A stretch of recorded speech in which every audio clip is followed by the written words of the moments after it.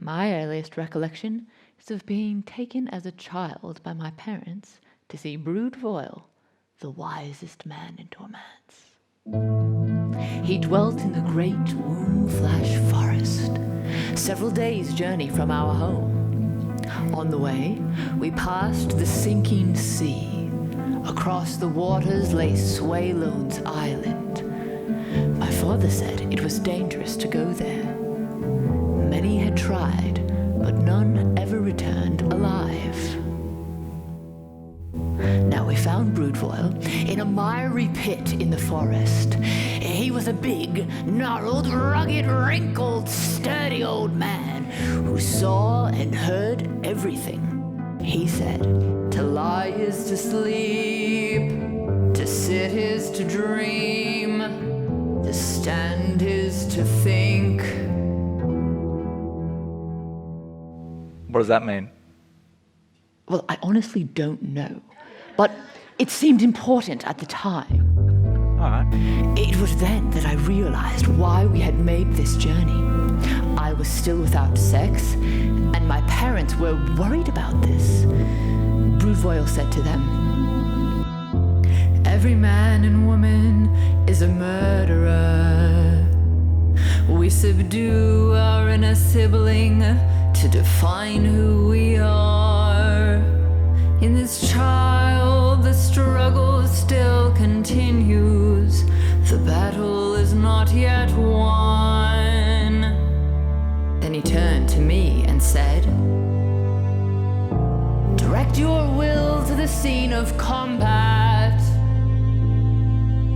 Choose. Do you want to be a man or a woman? You want to be a man, don't you?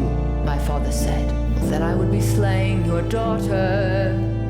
And choose to be a woman, my mother said. Would you have me slay your son? But Broodvoil saw what would become of this. Before you arrive home, he told my parents, the child will be a boy. And he was right, for you see, my sister was stronger than me. She sacrificed herself so I could live, and the stain of this afflicts me every day. Excuse me. Yeah, no, you're right, man. Don't worry about it. Years later, as I journeyed to my mother's homeland, I came upon Shaping's Causeway. 20 miles long and barely a foot wide, darkness fell away to nothing on either side. To slip would mean certain death. Halfway across, I saw a stranger approaching. As we could not pass each other, we sat and faced one another. And then the stranger asked me, what is greater than pleasure? Pain, I replied, for pain overwhelms pleasure. Well, what is greater than pain, he asked. Love, for we would gladly take our loved one's share of pain. What then is greater than love? Well, nothing, I replied. Are you sure? Then he said, upon this world we know pleasure, pain, and love, and a good child gets their reward. But there is another world where another order reigns. That world we call nothing, and yet that is something far greater than all of Shaping's creation. Something beyond life's embrace. And then I said to him, it's my experience that wisdom is vanity. Perhaps it is, he replied, but you have never learned that, and never will. For you the world will always wear a mask, so be happy with your lot. It's the only life you've got. Then he stood and jumped into the void, allowing me to pass. That's a bit intense. I then then came upon the mountains of Ifton Marest, and became lost in its maze.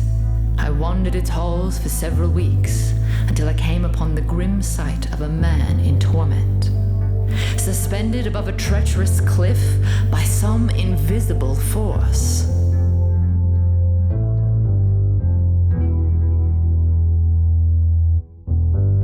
"Who are you?" I asked, "and how have you come to this terrible fate?" He smiled and said, "I am Muirmaker.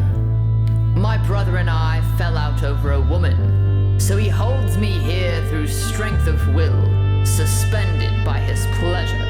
But when he tires, I will drop into the depths and surely die." Had it been another man, I would have tried to save him, but Muirmaker was known to me. He delighted in tormenting and murdering others.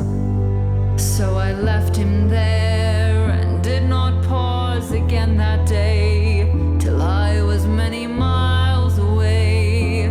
I just left him there. I just left him there.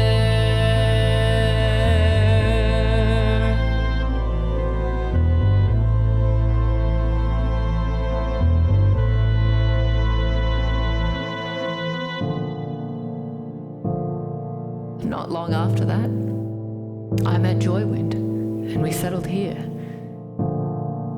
I've not traveled since. I'm content to remain in Pooling Dread for the rest of my days.